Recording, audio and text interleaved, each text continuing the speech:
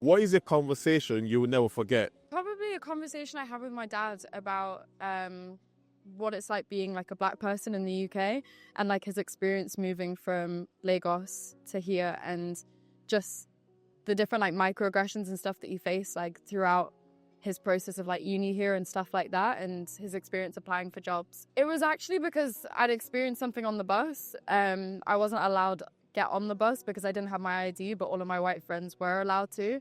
And when I came to my dad to tell him about it, he was very, like, it was a very tough love kind of conversation of him being like, yeah, well, you're going to have to get used to it because this is the way that it is. And you're you're actually very lucky for the fact that you have lighter skin because it's that much worse for people who've got darker skin because of colorism and stuff like that. You not getting on the bus. How was your reaction? It was like, I felt really small. Like, I felt like I couldn't really do anything. And I also felt like I expected more from my friends and also just like the general public because they watched it happen and nobody did anything to stand up for me or for the fact that it wasn't right. And actually there was a lady on the bus that started shouting at me saying that I was holding up the bus from being able to move when I was complaining about the fact that I wasn't allowed to be let on. Yeah. So what was stuff your dad said about his experience?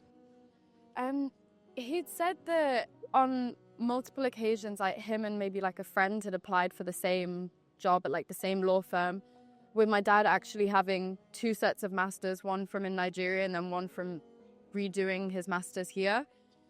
He was overqualified for the job, and his friends, they were younger than him and hadn't gone through like law school twice basically, and time again he was passed up over and they were the ones that got the job.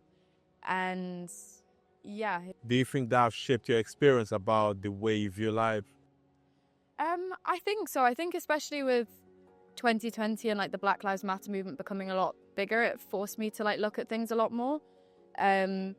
Before I think I kind of just had my eyes a bit closed, and I realized that actually I need to also stand up for myself a bit more and stand up for other people if I see something going on. I can't just hope that the issue will get better.